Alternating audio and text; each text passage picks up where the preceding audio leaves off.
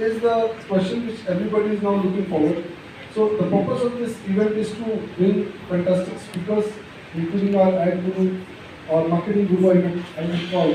So we are known for ad guru and marketing. So to listen to them, to understand that how do we have to move forward in this new era. I will say it as new era because we are very fortunate to see three eras in past 3 years: pre-pandemic, pandemic, and now post-pandemic.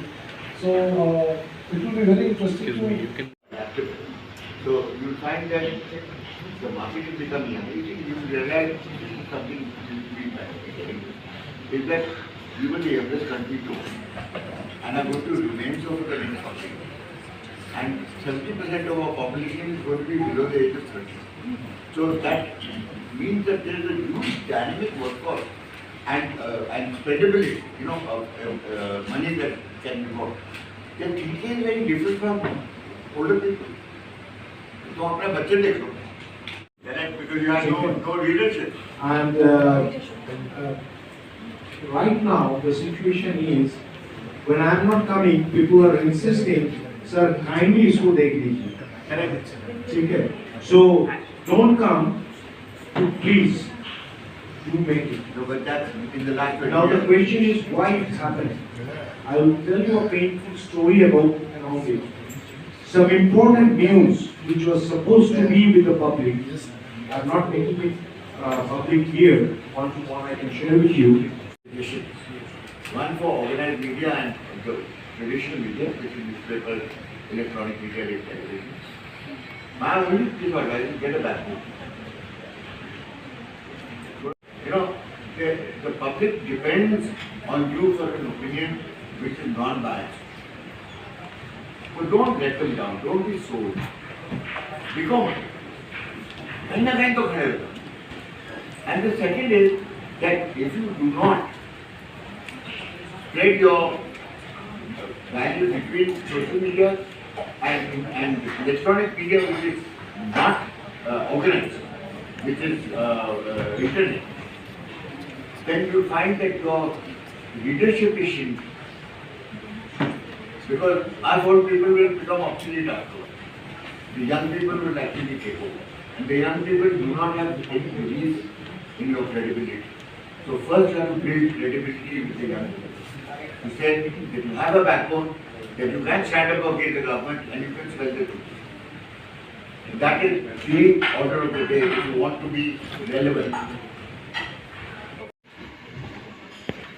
I'd just like to, inform the audience, sir, you are not only being heard here, you are also being heard in Australia, from where we have one of our panelists, Michelle. So you are being heard over there also. So.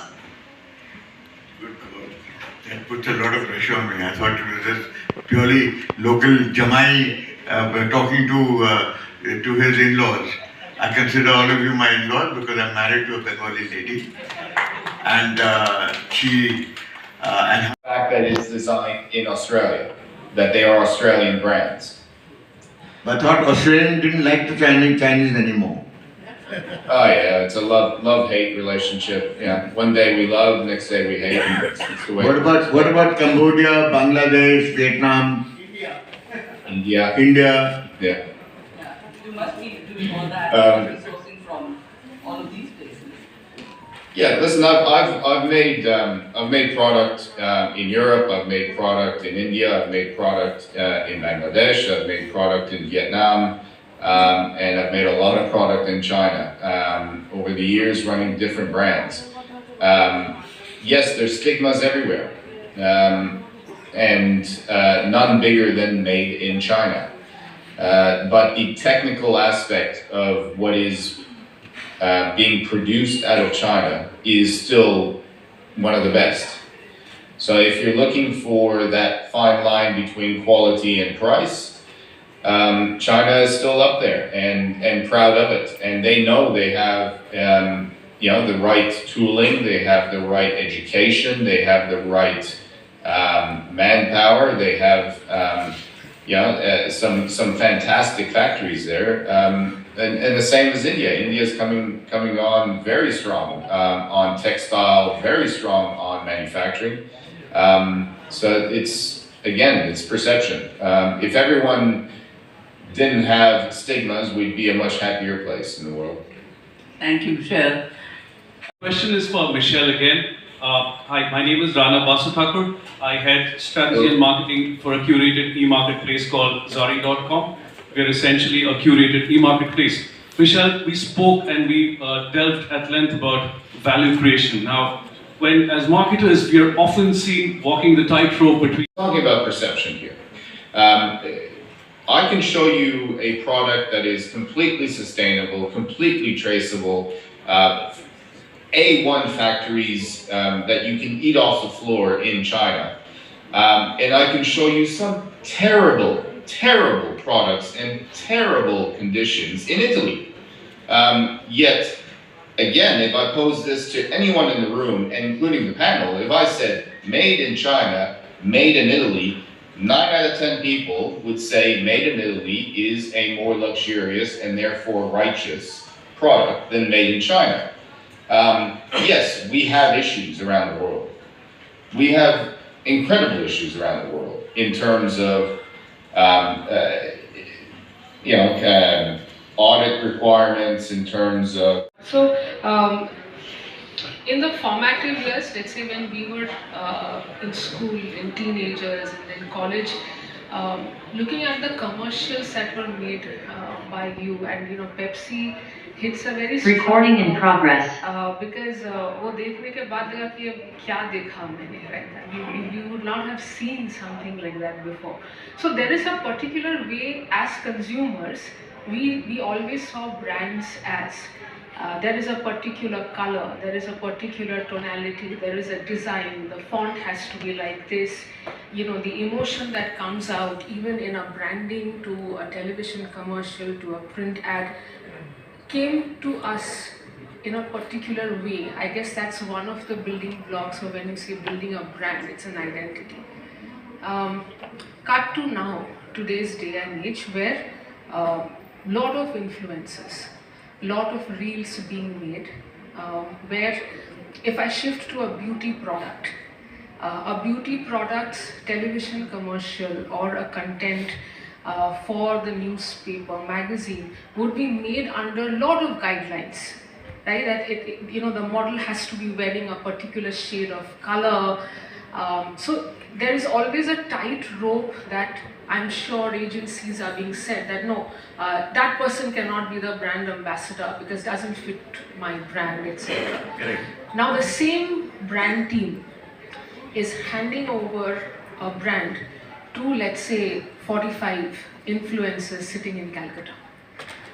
They are shooting reels the way they want to, they are wearing whatever they want to, the product gets demoed in a certain way.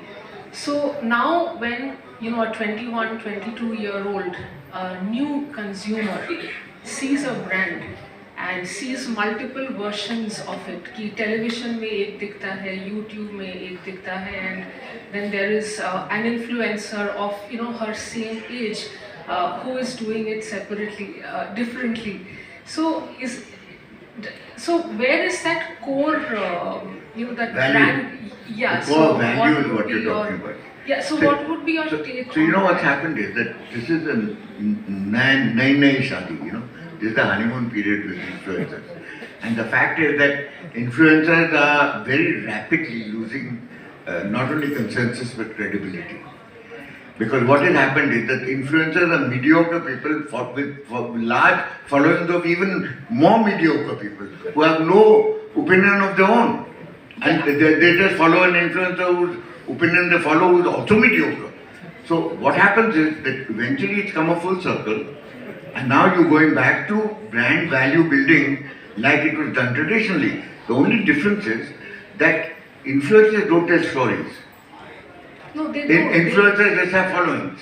So Okay? how would a brand manager agree to something like this? No, but they do. They're willing to try anything because it's cheaper. It's cheaper to get an influencer than to get Katrina Kaif to do a campaign all over the place, which costs God knows how many crores. But the fact is that a Katrina Kaif is at least an influencer of a certain stature. And the values that she brings to the table are solid values. Okay, in terms of the brand color, the brand architecture, the brand approach. Now, Pepsi, for instance, let's take the example of Pepsi. Pepsi was number 2 in the world. Coke was number 1. Pepsi was not number 2 by some 19-20. Pepsi was number 2 by like huge margin, whereas Coke was 67% of the world market. Pepsi was some 6%. Okay, so they had nothing to lose. So they were ridiculous. So all the advertising was irreverent. It was young, it was irreverent, it was constantly anti-establishment. Coke was the establishment. Coke was the empire. Pepsi was not the empire.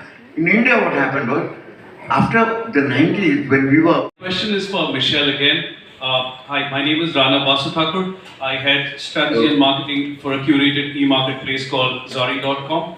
We're essentially a curated e-marketplace. Michelle, we spoke and we delved at length about value creation. Now, when as marketers, we are often seen walking the tightrope between